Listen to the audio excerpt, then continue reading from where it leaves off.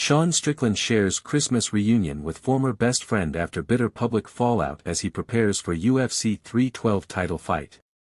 Sean Strickland appears to have reunited with a close friend with whom he shared a bitter falling out last year. For years, Strickland and Chris Curtis shared a bond that seemed unlikely at the best of times, and even co-hosted a podcast together. But eventually their differences became too much last year and they ended up having a public spat which resulted in the pair blocking each other on social media. However, a new social media post showed the pair standing next to one another smiling after taking to the mats on Christmas Day. They are both preparing for big fights, Strickland at UFC 312 for the middleweight title against Dricus du Plessis, and Curtis in 2 weeks against Roman Kopylov. Last summer, after years of unlikely friendship, Sean Strickland and Chris Curtis had a very public blow-up that happened over social media. The pair are on completely opposite ends of the spectrum politically and socially, making their pairing always one that seemed doomed to struggle. However, they managed to maintain their bond for a long time, until what seemed to be a boiling point was reached over a training session.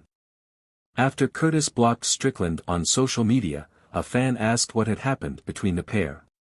The former champion replied, "Weakness is cancer, man, literally it spreads through the gym like a virus. It affects everyone. I can be pretty hard. Probably too militant, but Kurt wanted to drill during sparring and I said no, do it on your own time, and has lost it. Very gay. Kurt, we miss you, lol." This led to further public feuding, with Curtis writing a veiled tweet that many fans believed to be directed at his former pal.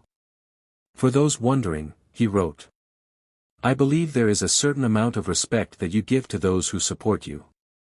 When that respect is not reciprocated, it doesn't matter who it is, those people can no longer be involved in your inner circle. It's that simple. Life goes on, guys." The pair were teammates for years at Extreme Couture in Las Vegas, but their relationship falling apart threatened to cause issues at the famed gym. Head coach Eric Nixick explained that even his own mother was monitoring the feud on social media and making sure all was okay. "I remember them going back and forth on Twitter," he explained during an appearance on the Casuals MMA podcast. "And I'm like, on Twitter, you two idiots. Keep this sh in-house, don't put this out on Twitter, both of you." My mom was like, "Is everything okay with Chris? Is Chris leaving the gym?" I'm like, "What are you talking about?" For a while there I had to calm my mom down in the comments because mom will clap at somebody.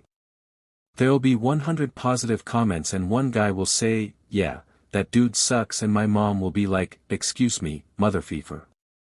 I'm like, "Mom, you don't have to do that."